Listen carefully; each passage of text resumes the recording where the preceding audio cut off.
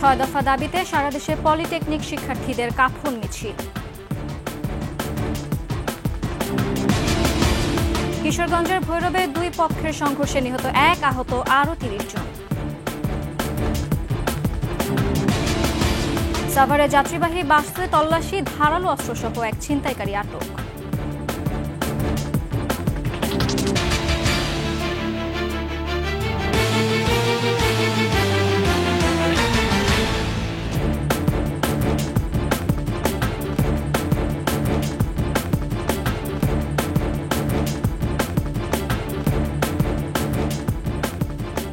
শুনছিলেন সংবাদ শিরোনাম, আমন্ত্রণ দেশের 21শে সংবাদের। সাথে আছে আমি সুরা শ্রাবন্তী।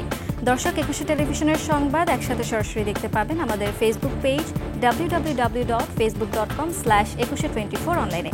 এছাড়া সাবস্ক্রাইব করতে পারেন www.youtube.com/@21 ইটিভি চ্যানেলে। এছাড়া সংবাদে আরও থাকছে লালমনিরহাটে ঘোড়দৌড় প্রতিযোগিতা ও লাঠি খেলা দেখতে হাজারো মানুষের ঢল।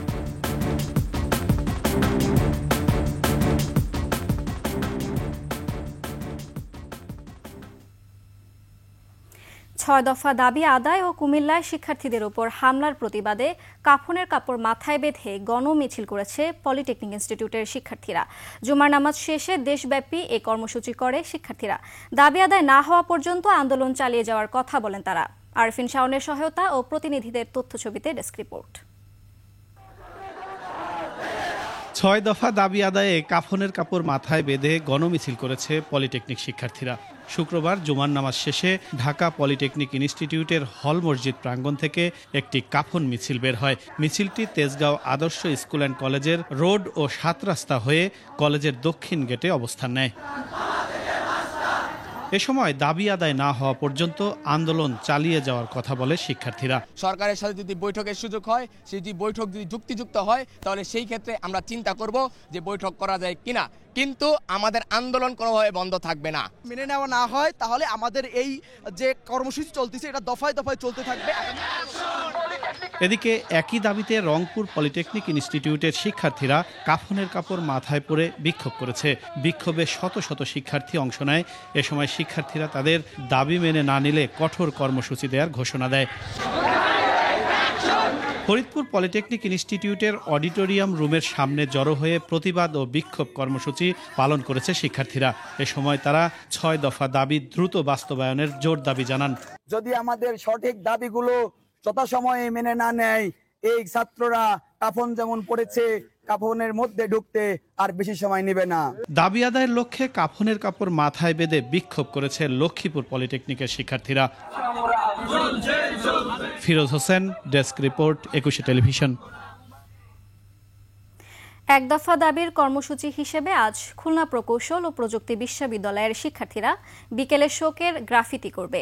গ্রাফিতি শেষে নতুন কর্মসূচি ঘোষণা করা হবে বলে জানান আন্দোলনকারীরা।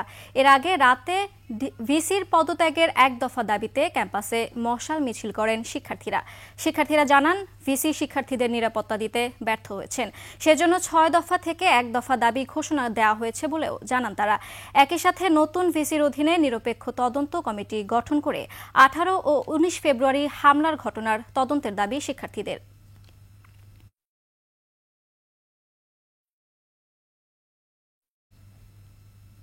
সংস্কার ও বিচার শেষ করে ঘোষিত সময়ের মধ্যেই নির্বাচন দিতে হবে বলে দাবি করেছেন জামায়াতে ইসলামের সেক্রেটারি জেনারেল অধ্যাপক মিয়া গোলাম পরোয়ার।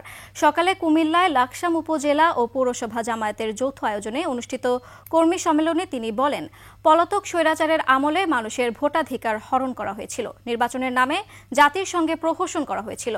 কুরআন ও সুন্নাহর আইন ছাড়া সংবিধান মানুষের কল্যাণ করতে পারে না উল্লেখ করে তিনি বলেন, বাংলাদেশ জামায়াতে ইসলামী কুরআন এবং সুন্নাহর আলোকে রাষ্ট্র গঠনে কাজ করে যাচ্ছে। পরে তিনি লাকসাম মনোহরগঞ্জ আসনে আগামী জাতীয় সংসদ নির্বাচনে অধ্যাপক ডক্টর AKM সৈয়দ সরওয়ার উদ্দিন সিদ্দিককে দলীয় প্রার্থী হিসেবে ঘোষণা ও সবার সাথে পরিচয় করিয়ে দেন।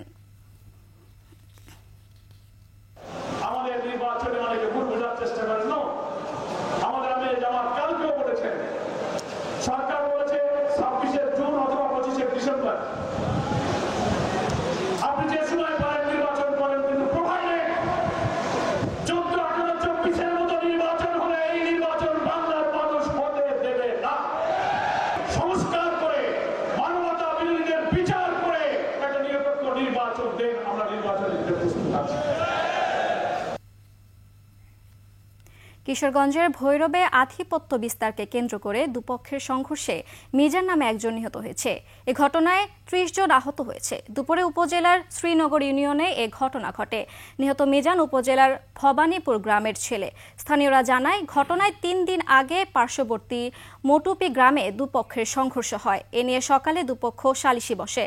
এক পর্যায়ে তারা তর্কে জড়িয়ে পড়লে ফের সংঘর্ষ হয়। এ সময় প্রতিপক্ষের বল্লমের আঘাতে মিজান ঘটনাস্থলে লুটিয়ে পরে তাকে হাসপাতালে নেওয়া হলে চিকিৎসক মৃত ঘোষণা করেন। এদিকে খাগড়াছড়ির রামগড়ে গরুর ঘাস খাওয়াকে কেন্দ্র করে সালিশি বৈঠকের পর সংঘর্ষে একজন নিহত এবং ৮ জন আহত হয়েছে।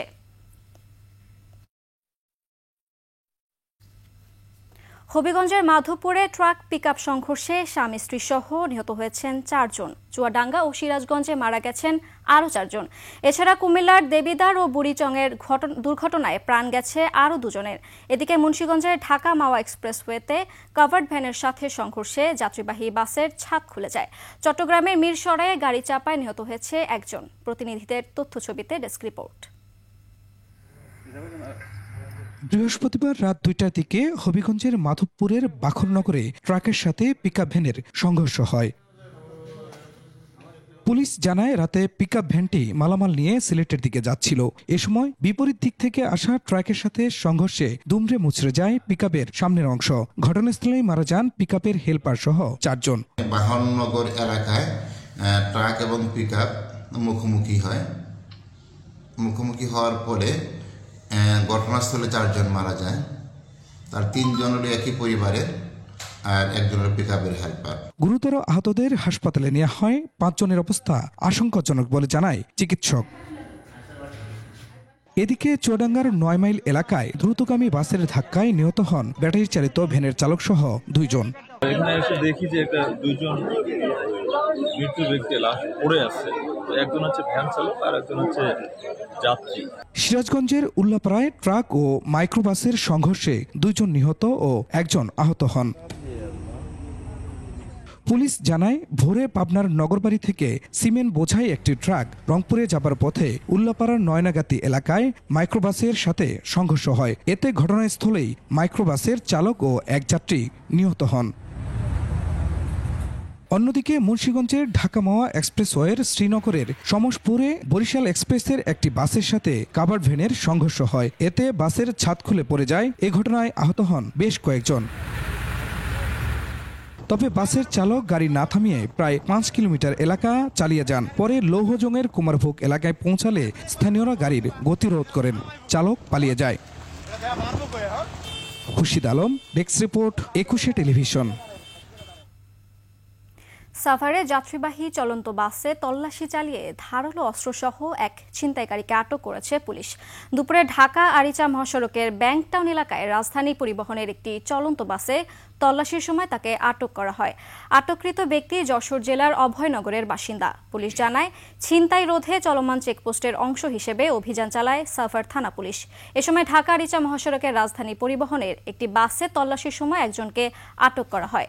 মহাসড়কে ছিনতাই রোধে চেকপোস্ট তল্লাশি কার্যক্রম অব্যাহত থাকবে বলেও জানায় পুলিশ। এর আগে গতকাল রাতে একই জায়গায় মৌমিতা পরিবহনে তল্লাশি চালিয়ে দেশীয় অস্ত্রসহ ৩ ছিনতাইকারীকে আটক করে পুলিশ।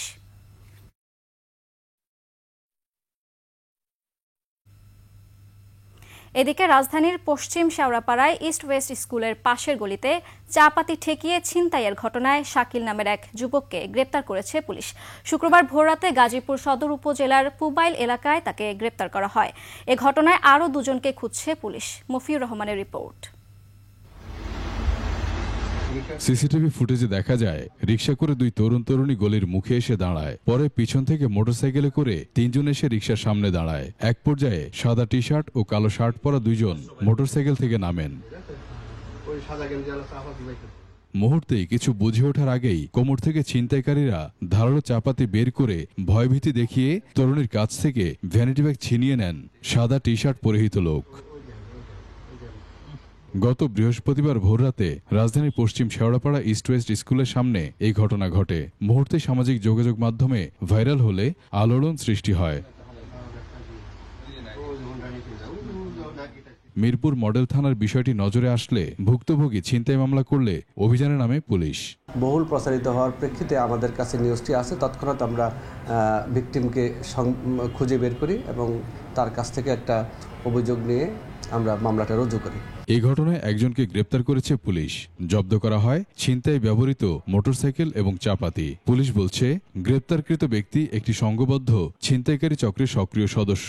আজকে ভোরবেলায় আমরা এই ঘটনার সাথে প্রত্যক্ষভাবে জড়িত এবং মূল আসামি ইমরান খান সাকিব ওরফে শাকিলকে আমরা গ্রেপ্তার করি এবং তার কাছ থেকে আমরা ছিনতাই কাজে ব্যবহৃত যে মোটরসাইকেলটি সেটাও উদ্ধার করি এবং ২৫০০ টাকাও তার কাছ থেকে উদ্ধার করি। ছিনতাই চক্রের অন্যান্য সদস্যদের গ্রেপ্তারে অভিযান অব্যাহত রয়েছে বলেও জানায় এই কর্মকর্তা। তার সাথে যে আরও মোটরসাইকেল 2 জন লোক ছিল, তারা কে ছিল তাদের নামও আমরা পাই। মফিউর রহমান, একুশে টেলিভিশন, ঢাকা। খুলনায় ছাত্র সমন্বয়ক ও গোয়েন্দা পুলিশ পরিচয়ে ডাকাতির সময় 4 জনকে আটক করেছে যৌথ বাহিনী। গেল রাতে তাদের আটক করা হয়। পুলিশ জানায় মহানগরীর বয়রা আন্দিরঘাটের ইখতিয়ার উদ্দিন সুমনের বাড়িতে প্রথমে ছাত্র সমন্বয়কের পরিচয় দিয়ে প্রবেশ করে 4 যুবক। পরে আবার নিজেদের গোয়েন্দা পরিচয় দিয়ে বাড়িতে তল্লাশি শুরু করে। তাদের বাধা দিলে বাড়ির মালিক সুমনকে মারধর শুরু করে তারা। তাদের সাথে কথা কাটাকাটিতে প্রতিবেশীরা জড়ো হন। পরে ওই 4 যুবককে সালাউদ্দিন শান্নু, মাসুদ রানা, ফয়সাল মাহমুদ ও রিফাত পারভেজ রফিককে আটক করে পুলিশে খবর দেন স্থানীয়রা। যৌথ বাহিনী ও পুলিশ গিয়ে তাদের আটক করে। তাদের বিরুদ্ধে মামলা করা হয়েছে।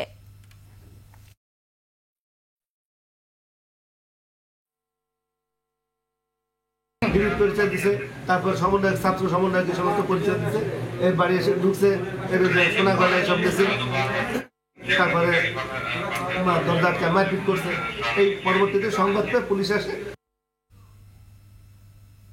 মানব সেবার আড়ালে এলাকায় মূর্তিমান এক আতঙ্ক হয়ে ওঠেন সিরাজগঞ্জ 3 আসনে আওয়ামী লীগের সাবেক এমপি ডাক্তার আব্দুল আজিজ। নিজস্ব লাঠিয়াল বাহিনী দিয়ে নিয়ন্ত্রণ করতেন পুরো এলাকা। বিরোধী দলমত দমনে চালাতেন অত্যাচার ও নিপীড়ন। রয়েছে অনিয়ম, দুর্নীতির বড় বড় অভিযোগ। তার থাবা থেকে বাদ যায়নি শিক্ষা ও ধর্মীয় প্রতিষ্ঠান। সিরাজগঞ্জ প্রতিনিধি স্বপন মির্জার তথ্যচিত্রে ডেস্ক রিপোর্ট। আব্দুল আজিজ পেশায় ছিলেন চিকিৎসক। আওয়ামী লীগের রাজনীতিতে যোগ দিয়ে বনে যান জাতীয় শিশু হাসপাতালের পরিচালক। স্বৈরাচার শেখ হাসিনার আস্থাভাজন হয়ে 2018 সালের ভোটার বিহীন নির্বাচনের টিকিটে হয়ে যান সংসদ সদস্য। এরপরেই হয়ে ওঠেন সিরাজগঞ্জ 3 সংসদীয় এলাকার একক অধিপতি। নির্বাচনের সময় আব্দুল আজিজের নির্দেশে বিএনপি প্রার্থী সাবেক এমপি আব্দুল মান্নান তালুকদারের গাড়িবহরে হামলা চালানো হয়। সে সময় তার ভয়ে কেউ মুখ খোলার সাহস পেত না। চেষ্টা করলেই চলত অত্যাচার, নিপীড়ন। এখানে বাড়ি দেয়, হুনে বাড়ি দেয়, হুনে শাবল দেয়, কাটে, দোয়াই দিই, ফাতেমার দোয়াই দিই, আল্লাহর দোয়াই দিয়ে দেবে বেটে বেটে হারা দিই। আমার বোনের জামাই পারে, তোমার বোনের তো আস্থাই থাকলেন না, খালি ভাগ্য ভালো যে আসিল নেই। আজিত এমপি হাতে থেকে তো এগুলি করাইছে।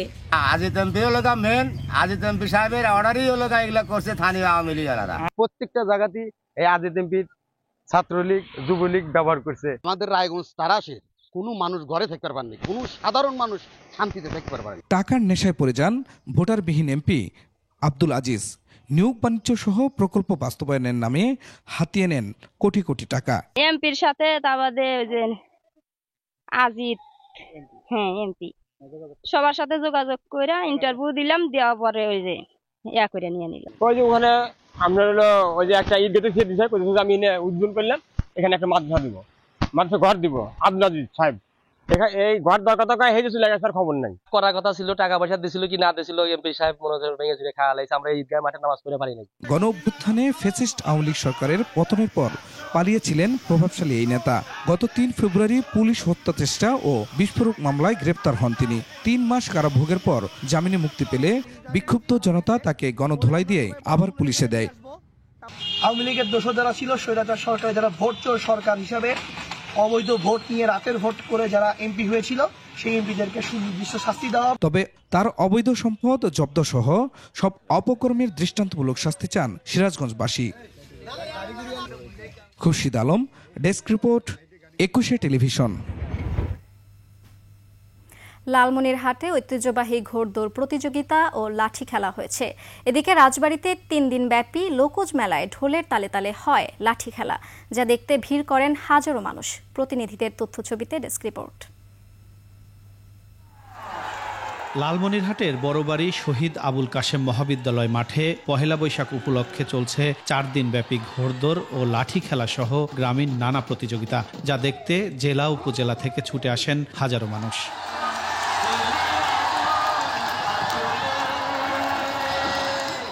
ঘোড়দৌড় প্রতিযোগিতায় অংশ নিতে বিভিন্ন জেলা থেকে ঘোড়া নিয়ে খেলায় অংশগ্রহণ করেন অনেকে। জয়ী হতে ঘোড়ার প্রাণপণ ছুটে চলা দেখে আনন্দে ভাসেন দর্শকরা। ঘোড়া খেলা আমি কখনোই দেখিনি, আজ ফার্স্ট টাইম দেখতেছি। হোপফুলি ভালো লাগবে। অবসর আনন্দ যেন আমরা পরিপূর্ণভাবে উদযাপন করতে পারি, উপভোগ করতে পারি। ঘোড়দৌড় শেষে শুরু হয় লাঠি খেলা। আগামীতে আরো বড় পরিসরে আয়োজনের কথা বলেন মেলার আয়োজক। আমরা এমন কিছু আয়োজন করেছি যা শুধুমাত্র বিনোদন দিবে, যা অতীতের ক্রীড়া কর্মকাণ্ড আপনাদেরকে মনে করে দিবে। যে সমস্ত খেলা আমাদের মাঝ থেকে হারিয়ে গেছে, আপনাদের ভবিষ্যৎ প্রজন্ম চিনে না, জানে না, বুঝতে পারে না যে হাডুডু খেলা আমাদের প্রিয় খেলা ছিল, আজকে আমাদের মাঝে নাই। এখানে বাটন প্রতিযোগিতা হবে, জাল বুনন হবে, চকচল খেলা হবে, এই ধরনের নানান খেলার আয়োজন করা হবে। এদিকে পহেলা বৈশাখ ও নববর্ষ উপলক্ষে রাজবাড়ীতে 3 দিন ব্যাপী লোকজ মেলায় লাঠি খেলা অনুষ্ঠিত হয়। ফিরোজ হোসেন, 21 টেলিভিশন। শেষ করছি 21 দেশের সংবাদ। যাবার আগে সংবাদ শিরোনামগুলো আরও একবার। 6 দফা দাবিতে সারা দেশে পলিটেকনিক শিক্ষার্থীদের কাফন মিছিল। কিশোরগঞ্জের ভৈরবে 2 গ্রামবাসীর সংঘর্ষে নিহত 1, আহত 15 জন। সাভারে যাত্রীবাহী বাসে তল্লাশি, ধারালো অস্ত্রসহ 1 ছিনতাইকারী আটক।